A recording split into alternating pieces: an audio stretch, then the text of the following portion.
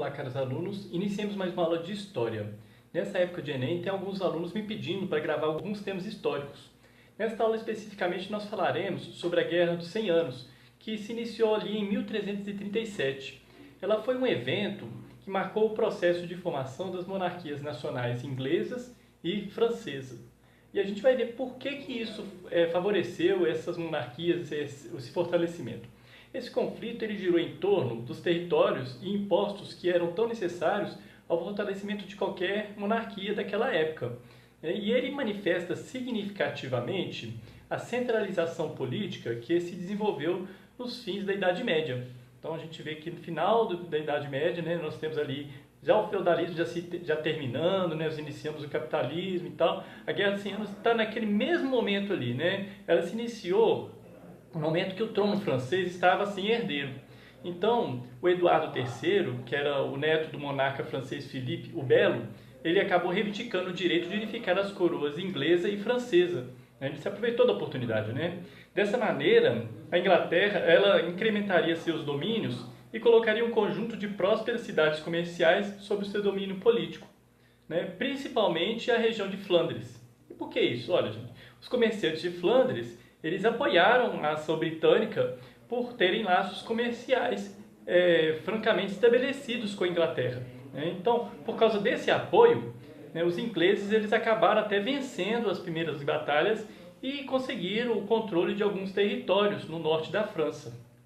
Até aquele instante, a gente pode perceber que existe uma superioridade numérica e até bélica, né, dos ingleses. Então, era possível, inclusive, apostar na queda da monarquia francesa. Contudo, a decorrência da peste negra, né, acabou impondo uma pausa nos dois lados. Né? Os dois lados tiveram esse problema. Né? E a guerra acabou sendo retomada em 1356, quando a Inglaterra conquistou novas regiões e contou com o apoio de alguns nobres franceses. No ano de 1360, a França se viu obrigada a assinar um tratado pelo qual a Inglaterra oficializava o seu domínio sobre parte da França e recuperava alguns territórios inicialmente tomados pelos franceses. A ruína causada pela guerra provocou grandes problemas aos camponeses. A gente sabe, né? Toda guerra causa problemas principalmente aos mais pobres, né? Então os camponeses franceses tiveram muitos problemas com isso, né? Então a falta de recursos, pesados tributos e as fracas colheitas motivaram as chamadas jaqueries. O que a palavra jaquerie significa? Né? Vem em francês, né? Era como se eles denominavam o camponês. Vem de jaqueta, né? Algumas pessoas falam que tem a ver com a vestimenta, né? Dos camponeses franceses, né? E porque jaquet é jaqueta em francês. Mas, talvez existem algumas controvérsias, né? Nesse instante, apesar dos episódios de violência contra a nobreza, os exércitos da França eles se reorganizaram. O rei Carlos, por exemplo, Carlos V, ele conseguiu reaver uma parcela dos territórios perdidos para a Inglaterra. Nas últimas décadas do século XIV, os conflitos tiveram uma pausa em virtude de uma série de revoltas internas que tomaram conta da Inglaterra. Então, as revoltas internas paralisaram uma guerra, né, a Guerra dos 100 Anos, mas continuaram revoltas internas.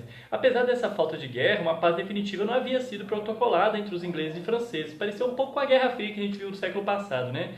No ano de 1415, o rei britânico Henrique V ele acabou retomando a guerra e promoveu a recuperação da porção norte da França. E mais do que isso, através do Tratado de Troyes, ele acabou garantindo para si o direito de suceder a linhagem da monarquia francesa. Em 1422, a morte de Carlos VI da França e de Henrique V da Inglaterra fizeram com que o trono francês ficasse sob a regência da irmã de Carlos VI, que era então casada com o rei Henrique V da Inglaterra. Então, nesse meio tempo, os camponeses da França eles se mostraram extremamente insatisfeitos com aquela dominação estrangeira que era promovida pela Inglaterra. Então, nesse contexto de mobilização popular, vai surgir uma figura emblemática, que é a Joana d'Arc. Né? Então, Joana d'Arc aparece nesse momento, mobilizando as pessoas, alegando ter sido designada por Deus para dar fim ao controle inglês.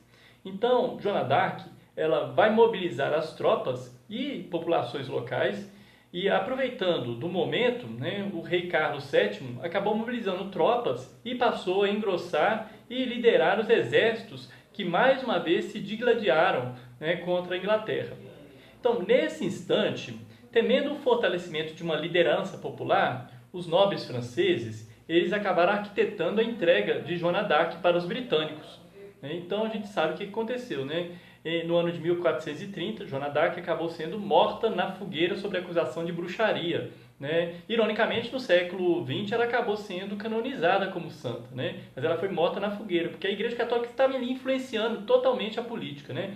Mesmo com a entrega dela, os franceses eles ainda conseguiram varrer a presença britânica da porção norte do país.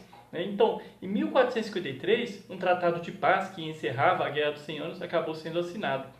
E, por um lado, a guerra foi importante para se firmar o ideal de nação entre os franceses, mas, por outro, a gente pode ver também que ela abriu caminho para que novas disputas alterassem a situação da monarquia inglesa.